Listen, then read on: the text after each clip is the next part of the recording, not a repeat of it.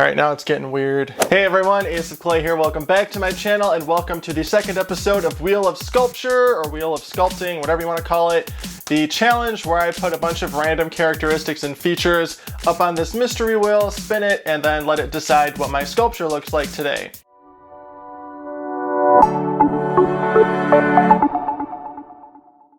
All of the characteristics that I will be using today were provided by you on Twitter, Instagram, and the community tab on YouTube.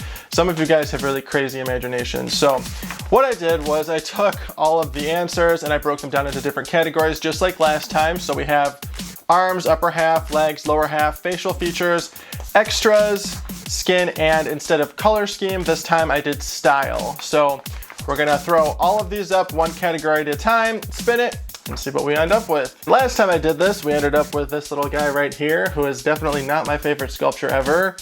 Let's hope that this time we get something a little cooler. All right, let's start spinning. The first category is arms / upper half. We have bony arms. Please excuse my beautiful handwriting. Fluffy kitty paws. Really long arms. Robot arms. Crab claws. Muscular arms. And Mickey Mouse arms. All right, let's spin.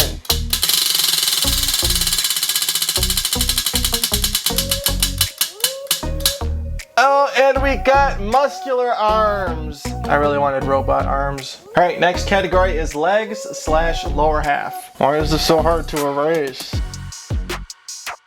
All right, legs, lower half. Twig-like legs, mermaid tail, hooves, scorpion legs and tail, lizard legs, spider legs, and cow legs. All right, what's it gonna be?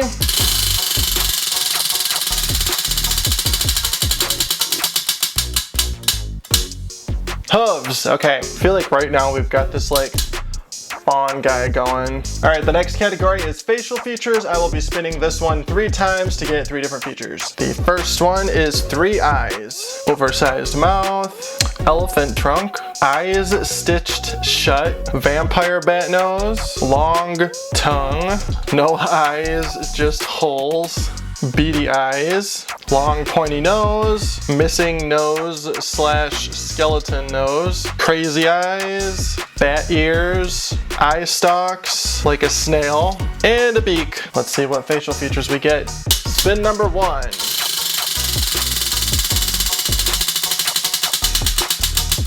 What is it? Oh, 3 eyes. Facial feature number 2.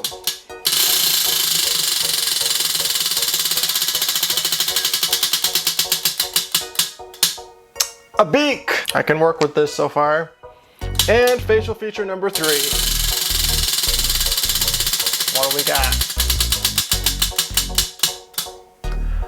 Eyes stitched shut. All right, now it's getting weird. Now onto extras. I will be spinning this one 3 times as well. All right, for extras we have wings, long wavy hair, ram horns, dinosaur plates, like a stegosaurus, a foxtail, have a top hat. This could get really interesting.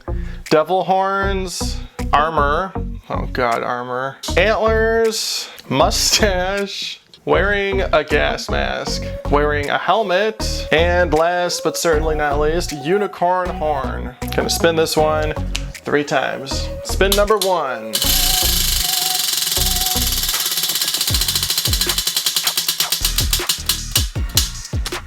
Long wavy hair. What is this even gonna be? Spin number 2.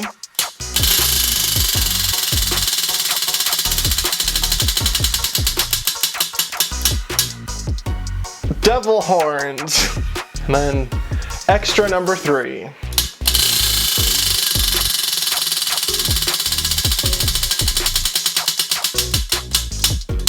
Oh my god! Wings. I guess I have to do it. All right, and then the next category is skin. All right, for skin we have scales, fuzzy, wooden, fur, metal / robot sections with fur. Honestly, I hope it lands on this one. Smooth skin and furry but balding. That'll look great, especially with all the other options we have. All right, only 1 spin for the skin.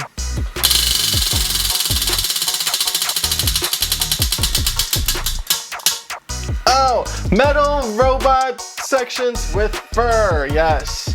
All right, I can work with that. Maybe we can save this thing. And then the last category, we have style. And for style, we have cute, scary, ugly, pretty, God, please don't land on pretty, gothic, bright and happy, and steampunk. This is the one I want. Please land on steampunk. All right, what's the style gonna be?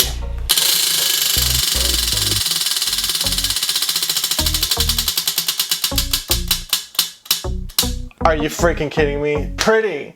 This is gonna be so hard to do. How do I make all of these other features pretty? Well, I'm just gonna have to wait and see. I'm picturing this sort of like I said earlier, fawn character with wings. And you know, it does have long wavy hair. So I guess that could go with the pretty theme or the pretty style, I don't know. I have to wait and see. So if you wanna see how I bring this thing to life, then hit like, hit subscribe. Let's get started. All right, let's bring this thing to life, whatever it's supposed to be.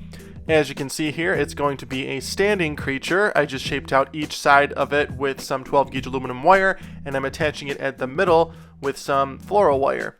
Then I'm adding it to my base that I drilled some holes into to support it. Now I'm bulking out the torso with some aluminum foil. And as always, all of the materials and tools that I use in this video are listed in the description box below, along with my affiliate links if you want to purchase anything.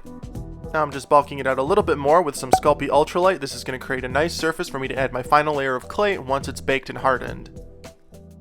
And once we're baked and completely cooled down, it's time to add that clay. I'm using Super Sculpey Original. And then once the entire thing is covered, I'm going to go ahead and start adding details. We're going to start with the hooves. And then just to recap, if you forgot, let's talk about what this thing has to look like.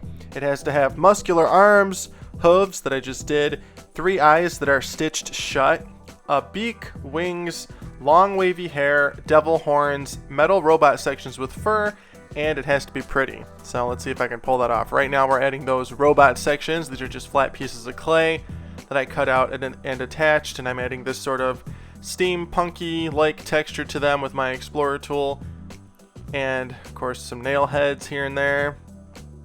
And then one of the biggest challenges in making this thing was trying to make it look like one cohesive character. These are such random characteristics that it was really hard for me to visualize this in my head, but I really wanted it to make sense as much as possible. So you can see I'm sort of taking my time with it a little more than the last Wheel of Sculpture video that I did, and I really want to create something that looks cool in the end. So all right, over here we got all those robot sections on the body, and now I'm just going in with this tool to give them a little fur texture, and we've got some little wisps of fur here and there to give it a little more dimension, and we're just gonna texture it like crazy.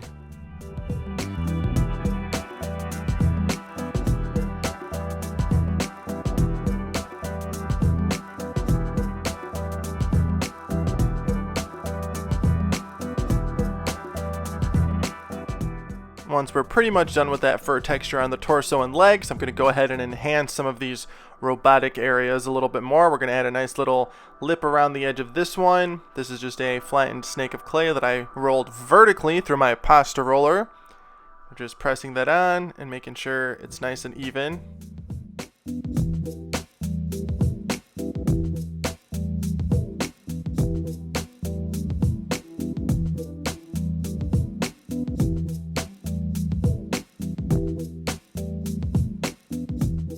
Now let's finish this section off with a few more nail heads.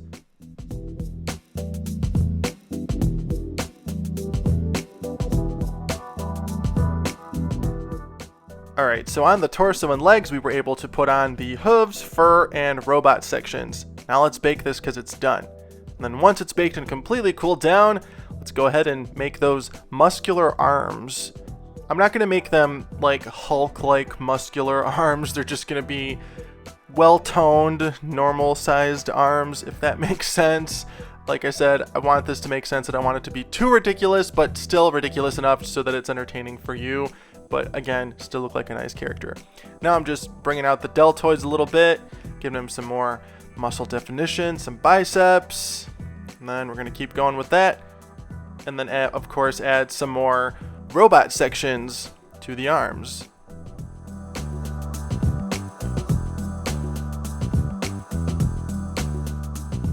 And as I was making this, I was trying to like piece together some sort of story behind it, like what kind of creature is this, what's the whole point of this thing. And I thought maybe, you know, hence the robot sections, maybe this creature had died in like some type of space battle or something, and then a mad scientist brought it back to life, kind of like Frankenstein, and then, you know, put all the robot parts on it to bring it back to life and heal the wounds. I don't know, that's just what I thought. Let me know what you think this thing would be all about once you're done watching the video and you see the final product.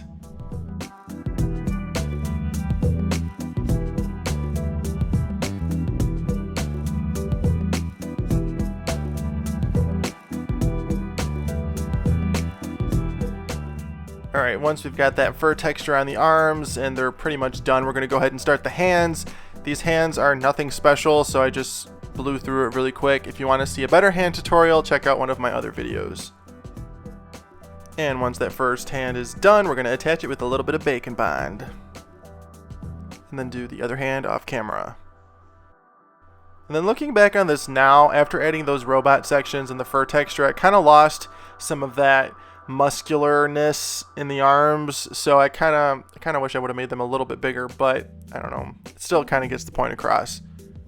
Now for the next part, we're going to start the head. I don't have any real direction for the head other than it has 3 eyes and a beak. So we're going to start with this nice little egg shape here and then put the eyes on. The eyes are closed, so I'm just going to add these little balls of clay and then sort of flatten them into lumps and then use my spoon tool to blend them into the rest of the face. And I'm sorry, this is out of focus. No, it's not because I moved that. Okay, now I just added these little snakes of clay over each eye to create the areas where the lids are touching because again, they're closed. Then we're blending those in with my spoon tool as well. And then I'm going to use my explorer tool to create the slit in each one and a couple of wrinkles here and there. And then we're going to go ahead and add that stitching to stitch them shut. This is the only characteristic that I wish it didn't have, because without this, I think it would be a much more like viable character.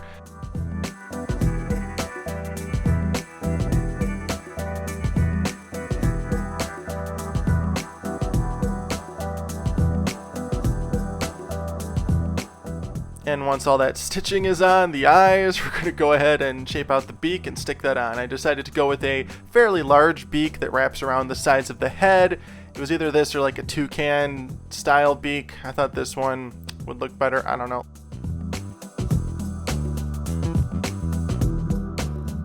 Alright, that's looking pretty good. Let's add a nice little fur texture all over the face.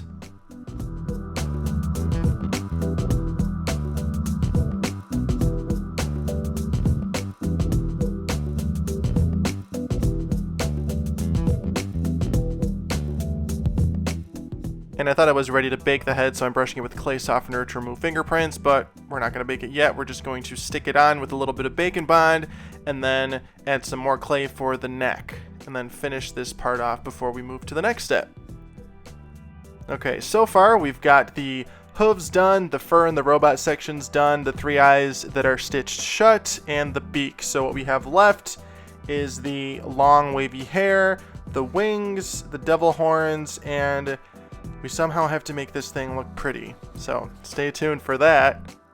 Now let's do those wings. I shaped them out from aluminum foil, made them as flat as possible, and I'm going to sculpt one side of them at a time, and then I'm going to pre-bake it so when I do the other side, I'm not smashing the side that's already finished. So here we are just doing a very, very simple feather texture on the side, the first side.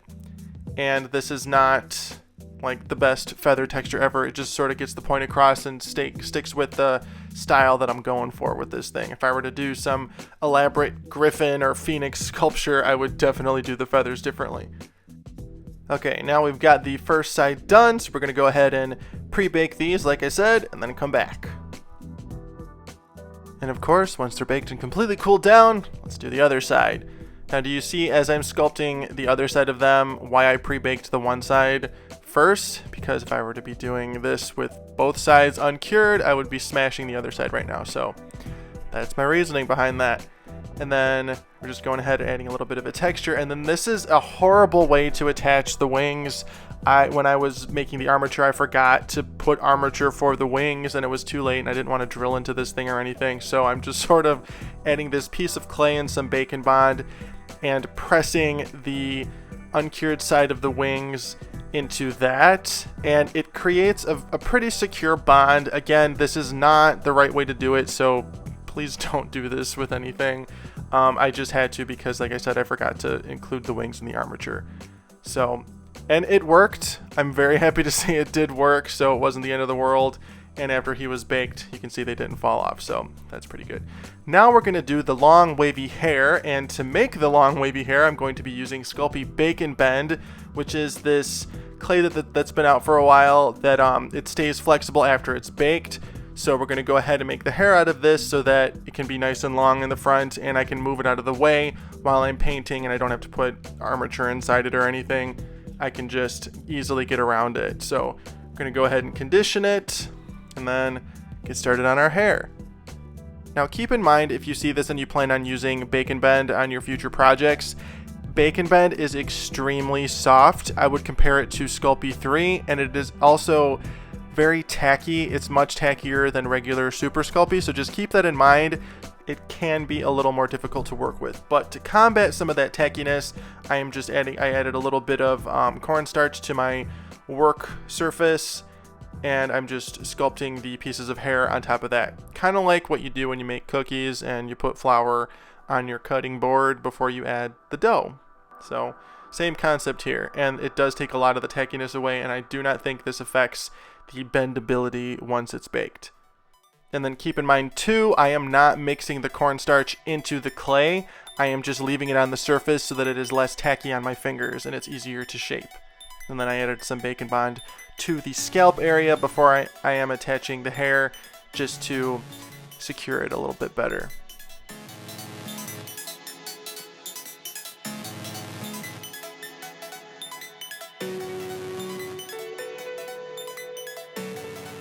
And once all the hair is done, we can't forget the horns, using my ball stylus to create an indent for each of the horns here. Of course, adding a little bit of bacon bond. And then for the pretty characteristic, I decided to leave that completely up to the hair. I thought I will just give this thing some pretty wavy long hair. And that's kind of what I did. Let me know if you think the hair is pretty. I thought it was. I don't know.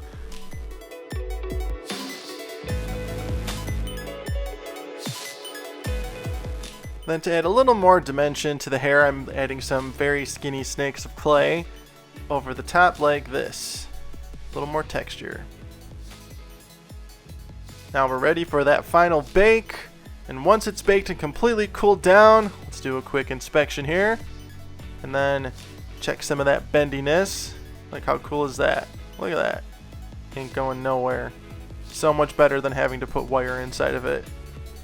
Alright, now let's paint this thing. All of the paints that I use in this video are Folk Art brand matte acrylics. We're going to start with the fur using this nice dark brown color that I created by mixing the color brown with pure black and titanium white.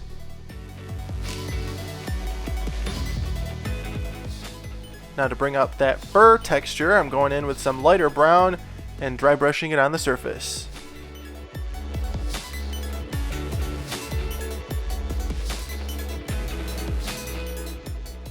Now for the robot pieces, I'm going to paint them black first because I want them to be metallic silver, and metallics always show up better over black or very dark colors. And for the metallic silver, I will be using this brand new product that came out last year from Folk Art called Treasure Gold. This is the color Platinum. This is the first time I have ever used it, and I have to tell you, this is the best metallic acrylic paint I have ever used, ever. And I've used a lot of metallic acrylic paints before, and this is by far the best. Like, look at that coverage. It is so creamy, so amazing, and I could not recommend it more. This is available in a bunch of different colors, so check them out. I have it listed in the description below if you want to pick some up for your projects.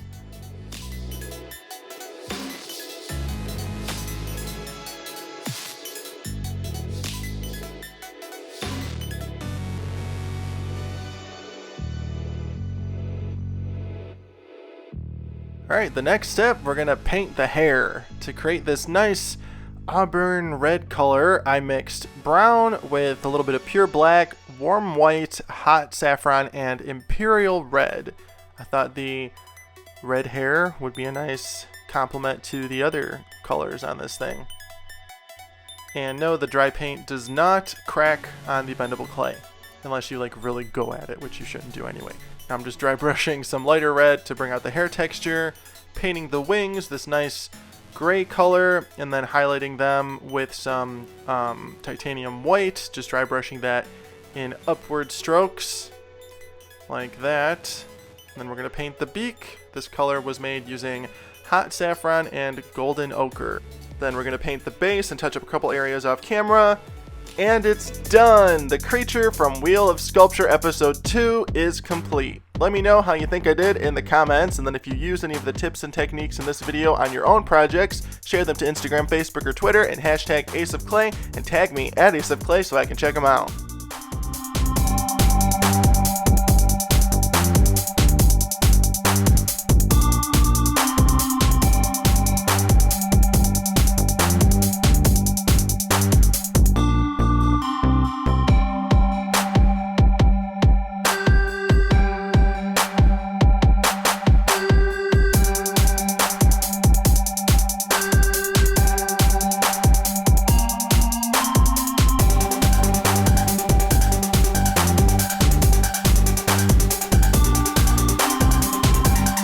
And that's a wrap. I really hope you enjoyed this episode of Wheel of Sculpture.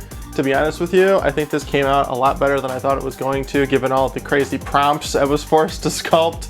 I think it actually looks like a pretty cool character. I think maybe if the hair was shorter and the eyes weren't sewn shut, I'd like it a little bit more, but other than that, I think he's pretty cool. So let me know how you think I did in the comments. And as always, thank you so much for watching and being here. Be sure to like, comment, and subscribe, and then follow me on Instagram, Facebook, and Twitter at AceOfClay. I'm also on TikTok, so check me out there, and I will see you in the next video. Thanks for watching.